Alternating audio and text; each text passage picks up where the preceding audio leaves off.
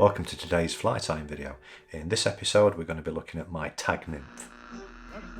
If you're totally new to fly tying or you just want to brush up on a few fundamentals, we've actually put together a free video course that teaches you things like being able to attach your thread and start off at the beginning of making a fly, applying dubbing to your thread, and then a few different variations of the whip finish knot from simple to more advanced. If that's something that interests you, click through on the link in the description and you can start getting to grips with some of these basics, and that'll let you tie along with the patterns that we're making in this series. This is a nice simple fly, and again it's one of these flies that you can vary in infinite ways, a bit like the easy bug if you've seen that video already. I'm going to start with a fish on compound curved hook in the vise. That's a size 14. Works really well for this particular pattern, and I've got a 2.5mm tungsten bead. This one's copper, but I tend to use various colours. A great variation of this fly would be with a silver bead and black body and a red tag. This version is going to have a grey body and a pink tag, but you really can mix it up. I also tie them with an olive body and an orange tag with a copper bead, and I found that pattern works really well on coloured sort of English rivers that have got that kind of beer tint, whiskey or beer kind of peaty colour to them, especially when there's colour coming into the river, that kind of colour, you know, as you've got a slightly rising river or high water conditions. The orange tag works really well. The one I'm about to tie is a great winter fly for grayling. That pink tag never fails. You know, that lovely squirrel grey body as well. And the black one's a great all-rounder. I'll use that all year round. Great change fly if you've been using something else. So for the tag, I'm using Glow Bright. This one's Glow Bright number 2. It's a wonderful sort of hot pink colour. I don't know how well the camera picks that up. It's probably so bright and reflective that it's almost washing out on these lights. But yeah, delicious sort of grayling pink, let's call it. A single strand is not enough to make a tag really on this stuff, so I'm going to double it over once and then double that doubled over again before I even look at how things are looking. So that's doubled over a couple of times. I'm tempted to say I'm going to double it over again. So there's 8 lots of Glow Bright in there, and I'm going to go under my thread and drop it on the shank of the hook there. So we've got quite a chaotic mess at the minute. I'm just going to trim a couple of those long fibres off just so they don't get in the way. So I put 2 turns on there now. I'm also going to drop in some copper rib, so I've got my copper wire there.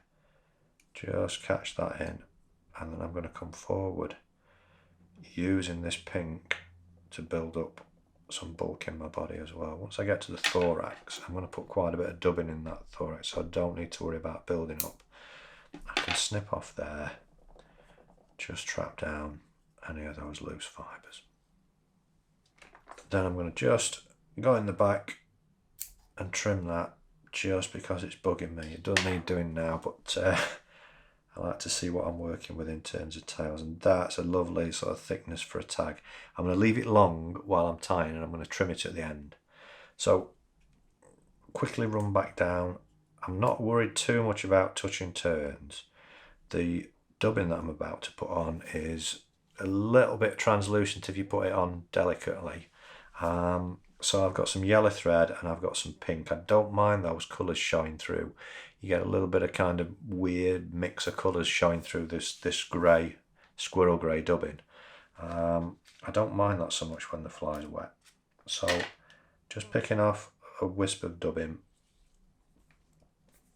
and I'm going to dub it on quite tight to start with, but I'm also leaving some loose stuff further back. And I'm going in again and tightening this dubbing up. For the first few turns, the back I want to sort of make a little bit more skinny than further up the fly. So we've got a definite kind of abdomen to the fly, and as we get further up you'll see I'm letting it build up and I'm letting those looser bits of thread go on until I get a bit of chaos right at the head there. and then just run this rib up. It's very similar to the Easy Bug, but not quite so much build up in the tail and midsection of the body. Catch that little bit of wire in. A few turns to lash it down, and then we can just fatigue that off, save our scissors. And you could finish there, as with the Easy Bug, I said it before when I was tying that pattern. You could finish it at that, but I like to add just an extra pinch of dubbing. Now, if you want to experiment, here's where you could add a different colour dubbing and give yourself just a little wisp of colour at the thorax as well. I'm more than happy with the colour in this pattern being a little pink tag at the back and not much else. The copper bead at the front gives it an extra bit of colour. If you've seen the Easy Bug tying, I've talked about having some tight dubbing, then loose, then tight. So you dub on first. Let me get a nice sharp pointy tool to point. You dub on first at this point and you dub it on tight. Then you skip a bit and then you dub it on tight further along. So you've got kind of tight, loose, tight. And when you go around the bead, here's where the magic happens. Those loose bits get sort of trapped in and almost form a hackle. And it's a little bit chaotic right now. But if I just put on my whip finish, say it many times, 4 or 5 turns on this UTS, and it bites down nice and tight. There's no need for any glues or varnishes to finish off. And then I'm going to go in with a dubbing scrubbing tool. You can see by the state of that where there's so many missing fibres. This tool's had a lot of use doing this trick. Just getting in, giving that a brush, brushing out all the loose stuff, and then pulling out loose fibres all around till we've got the desired effect. And then last step in the process is just pull those tag fibres, and you've got to decide what length you want your tag, and that's the perfect length for me.